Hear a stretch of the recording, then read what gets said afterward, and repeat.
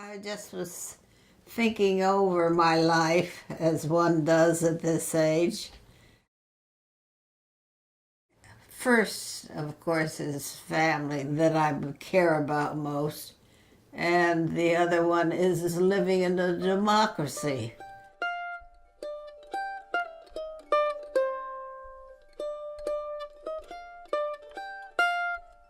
I was very lucky. My mother worked as an organist. There was an image I had of what women did. They didn't sit home. They participated in making some money, to be sure, but also they had a career.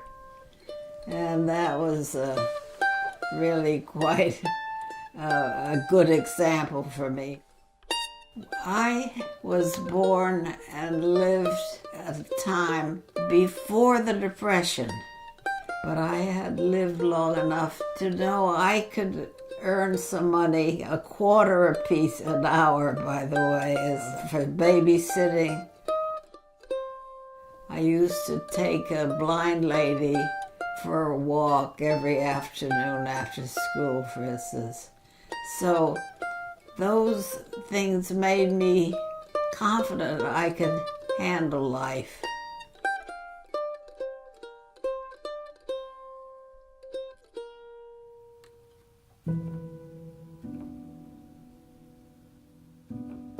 I did, in '38, go to Germany. I had a scholarship for the summer session at the University of Heidelberg. Hitler, of course, was in power, and I mean in power.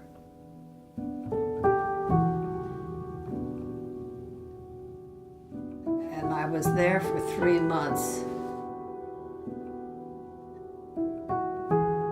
and met a lot of different people.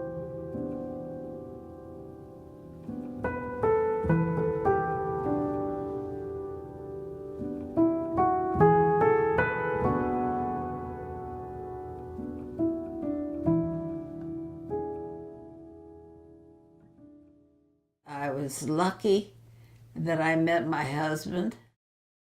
I met him when I was 16, and I was also lucky that my husband, who had lost his mother when he was 3 in the flu epidemic, was brought up by his father, who had both roles, so that when we were married, he didn't have a set idea of what a woman's role was or what a man's role. So we could work that out, and that was very helpful. My husband had a sabbatical 1 year when our children were, the youngest was 6, the oldest was 13, 11, 9, and 6. We thought it would be fun to go to Europe, take the children and live at different villages and see if we could get to understand what it was like in other countries.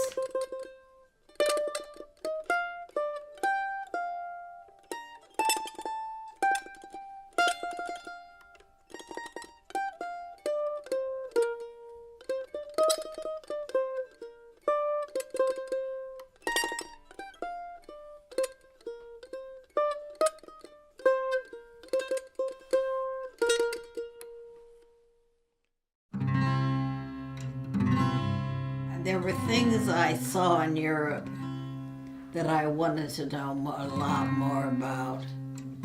So I went back to graduate school at Wesleyan. I spent a couple of years getting that degree because I did it in the evenings, and I got an MA degree.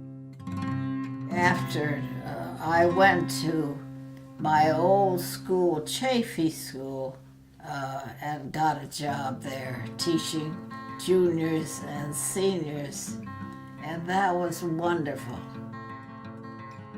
One of my schoolmates when I was at Chaffee as a high school person was Ella Grasso, who was my classmate. And so we were good friends. She was governor.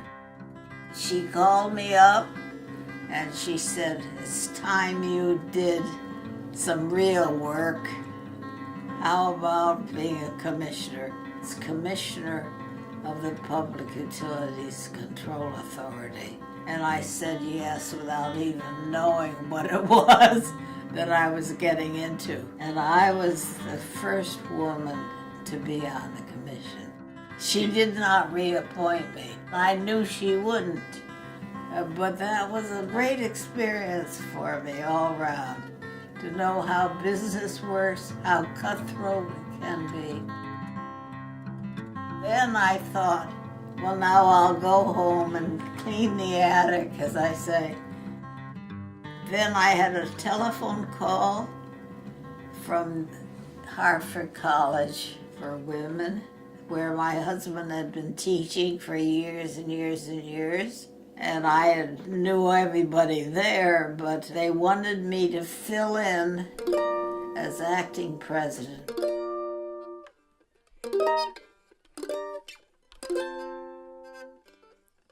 I've always been interested in politics. Joe Duffy came up to me at one point.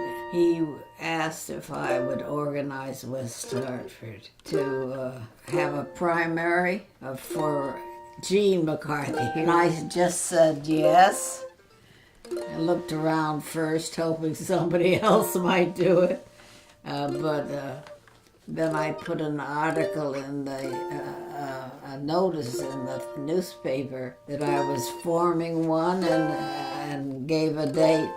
Over 50 people came. That was a real exciting time. So that's how I got to go to the '68 convention in Chicago. But that was another example of just saying yes.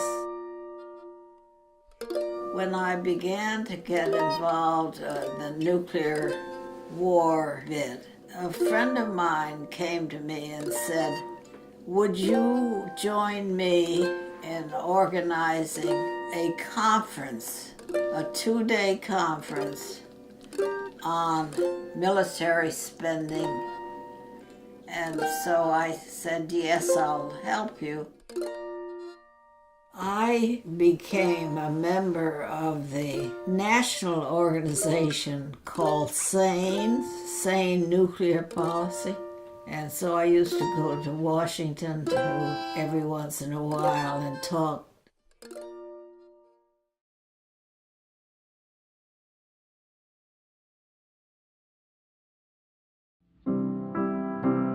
So important in my life. Squam and being outside.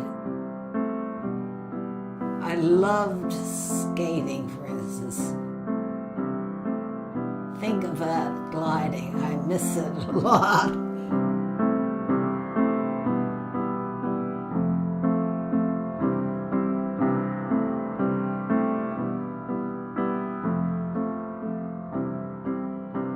Guam is the most wonderful place in the world that I've been to every summer, unless we were out of the country. Well, I can remember the first time I ever went up there. I think I was still 15. It was in the fall, and the colors were so beautiful. I felt as if I were the only person in the world almost, because I was all by myself. And you hear a loon cry.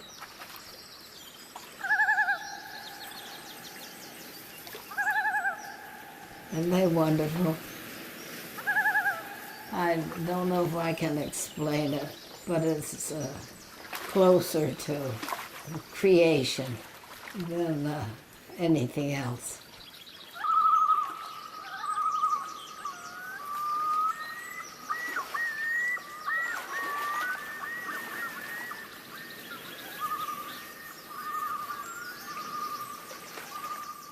I dream about it sometimes.